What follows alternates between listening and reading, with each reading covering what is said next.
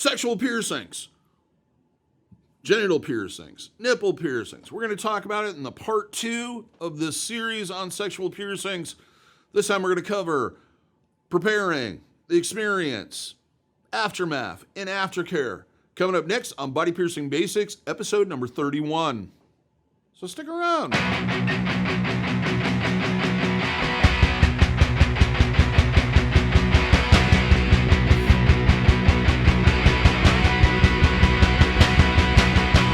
For those that are new to the channel, my name is DaVo. I'm a professional body piercer and have been since 1994. I'm the owner and operator of the Axiom Body Piercing Studio, located here in Des Moines, Iowa, inside Skin Kitchen Tattoo. So when I'm talking to you about these things, I'm talking to you at a level of expertise as somebody that has done multiple, thousands, actually, over thousands of these piercings and have helped my clients heal through the process and walked them through the experience, of course.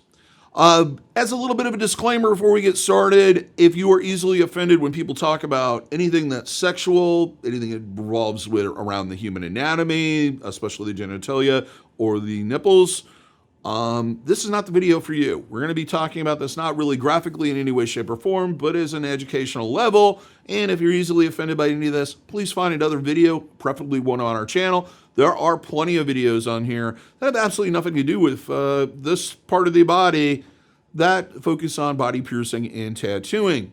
If you are in your part of the world, if you are not of an age where this would be appropriate for you to watch, please find something else to watch.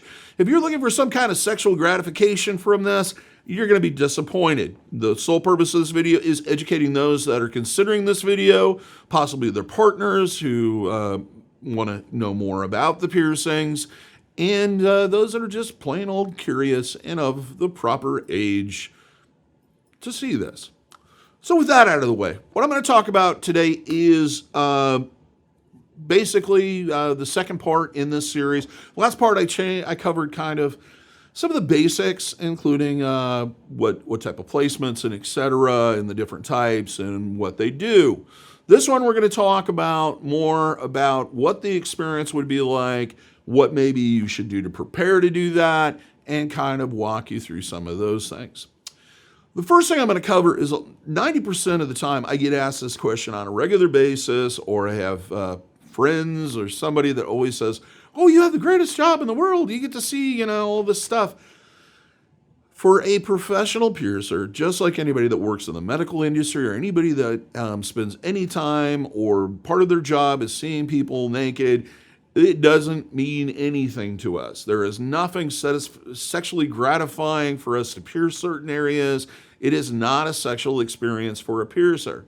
Over time, we have become so desensitized to this that it would be pretty far-fetched for us to even get excited at pretty much anything. It's my experience, I have to really be sexually active with the person to get any excitement out of it. And when I'm piercing, even that fades because I am so focused on doing the piercing correctly, in studying their anatomy and making sure the placement's right and everything else that's involved with doing a piercing, including making sure that I don't contaminate anything. So if you're uncomfortable with that idea, one thing I would always suggest doing is meeting your piercer before you go in to get the piercing. Spend some time with them, look at the piercing room if they have time, and just kind of get to know the person. Find somebody you feel comfortable with. Just like you would if you were getting any piercing, research beforehand is always a good idea, and a pre-piercing visit is always a good idea. So here's some things you should do to prepare before you go in to get the piercing. If your piercer suggests any type of aftercare products, or maybe they even sell them, purchase those beforehand. The reason being is it's kind of nice to just be able to get the piercing done and then just go home and not have to worry about anything else for the rest of the day, instead of having that additional trip to somewhere to buy additional things. So talk to your piercer about this. Ask them what they're going to suggest for aftercare. Have that stuff on hand beforehand. The day of the piercing, I always suggest go out, have a nice meal, spend some relaxing time with friends, and get in that good frame of mind with a full stomach before coming in. Having a full stomach is not only going to kind of make you a little bit more or less stressed. Most people, eating reduces stress, sadly. We're Americans. We eat constantly. We can find an excuse to eat anything. Is it on a stick? I'll eat it. Anyway, it's fair time, so food on a stick is really stuck in my head, and I plan on indulging on that very, very soon. It started today. The Iowa State Fair, in case anybody's wondering. Back to the subject at hand. Bring along some moral support. If there's somebody that you know that's a friend or a partner or something, or maybe has gone through this experience before, bring them along for moral support. It always makes the experience a little bit better. I always allow people to bring people back when they're getting pierced, unless I feel like it's going to create a situation where it's going to make the piercer uncomfortable, or the person getting pierced uncomfortable, or if I'm concerned about them being rambunctious. So bring moral support. Bring along a friend. Clothing. It's a good idea to wear clothing that's kind of loose-fitting and allows easy access to the area. Don't wear complicated clothing. And also always wear underwear. I've had a lot of clients that have come in and they don't wear underwear for one reason or another. They think it's going to hurt or what have you. Wear underwear.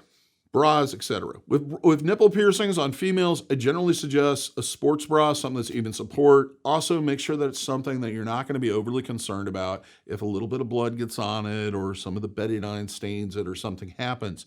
Something that you're, not your Saturday night date bra is what I'm getting at. The same thing with underwear. Men, I generally suggest boxer briefs or something that has even support, or briefs, something that can kind of isolate the area. Women, generally panties. Once again, wear something you don't worry about.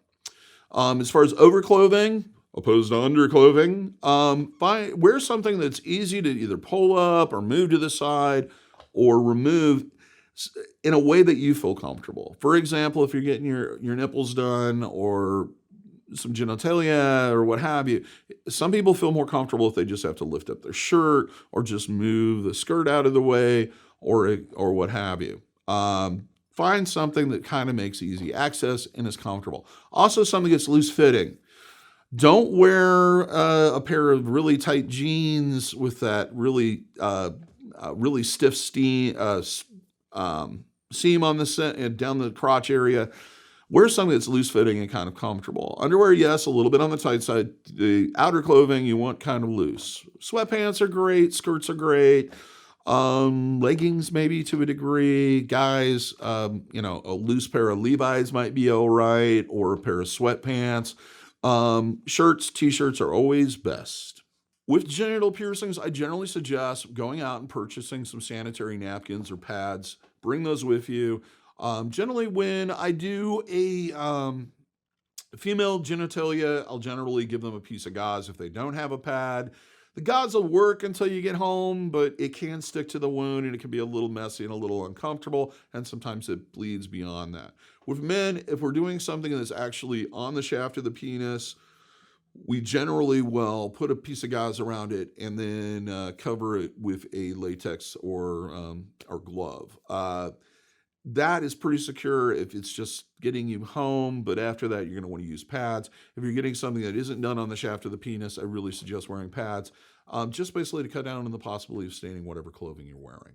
Last one, do the piercing when you have a few days off. Generally, these genital piercings and sexual piercings don't always interact or cause problems with particular activity like work, etc. But it's a good idea, especially if you do, if something is going to be, you're going to be doing some type of activity where there's going to be a lot of jostling around in the area or a lot of movement in the area, to take a couple days off. If you have a 3-day weekend, do it on the Friday before the 3-day weekend so you can just kind of lounge around the house in the sweatpants or the comfy pants and just relax. If you're involved in any type of sporting activities that may involve tight clothing or pressure on the area, I would suggest doing it when you have some time off from those activities. So now let's talk about what the piercing experience is probably going to be like or what you can expect. First thing that's going to happen when you come into a studio and ask for a nipple piercings or genital piercings is they're going to go through a basic consultation to give you an understanding of what they're going to suggest as far as aftercare, how long it's going to take to heal, what they suggest as far as cleaning, and any other issues. The second thing they're also going to talk about risks. Second thing that's going to happen is you're probably going to go back to a room that's private. They're going to ask you to disrobe enough for them to see the area so that they can do a test and figure out, kind of look at your anatomy and figure out not only if the piercing itself is going to be able to be done safely, but also what size jewelry and type is going to work best for you. They will usually go through a little bit of a consultation on jewelry selection, have you pick out the jewelry, what have you, and then they're going to move on to waiver, payment possibly, or payment at the end if everybody's a little different. And then they're going to actually set up and do the piercing. In most cases, setup will take a few minutes, and that's where they set up a sterile field. They got all the equipment they're possibly going to need for the area. Then they'll disinfect the area, mark it, and usually put you in a reclined position or a slightly reclined position to do the actual piercing. The piercing procedure varies from each different one, basically by where the piercing is located at and what type of tools are needed to do that. Usually with me, I will have you do a breathing exercise where I tell you to inhale and hold it and then exhale by blowing out your mouth, kind of like. And then we'll do the piercing. It's very quick, usually split second. Insertion of the jewelry may take 30 seconds, maybe a little bit longer if they have to thread on a piece of jewelry. Then we're going to try to stop any bleeding that's going on in the area, show you your lovely, new, beautiful piercing. Then we're going to have you dress again and then go through the aftercare. So when you're thinking about that and you're thinking about that area, and I talked a little bit about clothing earlier, you are going to probably be disrobed for the looking at the piercing. If you're comfortable, you can stay disrobed. A lot of people, everybody's different, comfort levels. If you want, put your clothes back on, go through that, and then when you get to the point where they start to do the disinfecting and marking, that's when you would need to disrobe again. So really, when you're naked, you're only naked probably anywhere from about 3 to 4 minutes during the whole procedure. So keep that in mind. Aftermath. With genital piercings, you're going to have an increased pain initially, very sharp usually, maybe a little bit of discomfort depending on which piercing it is and what tools need to be used. Once the piercing's done and the jewelry's in, usually that will stop almost immediately. It's kind of an that hurts, and then it's over, as I mentioned before. Nipple piercings, a little bit different animal. Usually you're going to notice a little bit of throbbing and aching for anywhere from a couple minutes to maybe 20 minutes afterwards. Certain movements, jostling around in the area, tight clothing, or pressure on the area is going to feel uncomfortable. Basically, they're going to be tender to the touch. Nipple piercings are especially prone to sway and etc., not feeling very comfortable. Sometimes you'll have some tightening of the muscles in your upper body, sometimes even the arms. Certain movements are going to feel uncomfortable. So you want to kind of plan ahead that you have time to just relax and not have to move around a lot or jostle around the piercings a lot. Genital piercings, not so much so. They just kind of like to be kept stationary, isolated, and left alone. As I mentioned in my last video, a lot of people are concerned about walking. If you consider where the piercing's at, generally they do not affect walking in any way, shape, or form, except possibly male genitalia on the scrotum or the guiche, where it is where the thighs meet. Cushioning in the area in the way of a pad will help a little bit with that. Clothing-wise, loose fitting. I generally suggest, if you can, do these piercings when you have some time off, where you can just sit around the house in a pair of ratty old comfy pants and not have to worry about moving or doing anything else for the next couple days. Eat healthy, get plenty of rest. If depending on the piercing's location, make sure that you're not sleeping on it. Plan ahead there.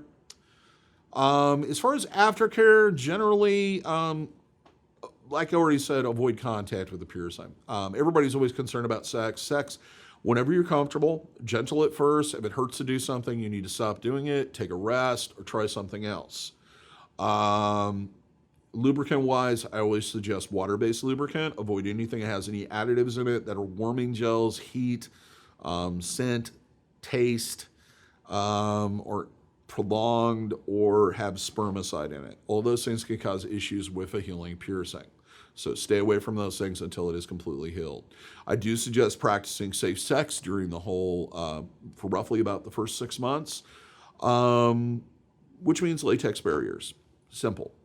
Practice some common sense, practice safe sex. Also, you are more susceptible to STDs during oral, even after the piercing is healed. So anytime you switch partners in the future, practice safe sex the way you're supposed to.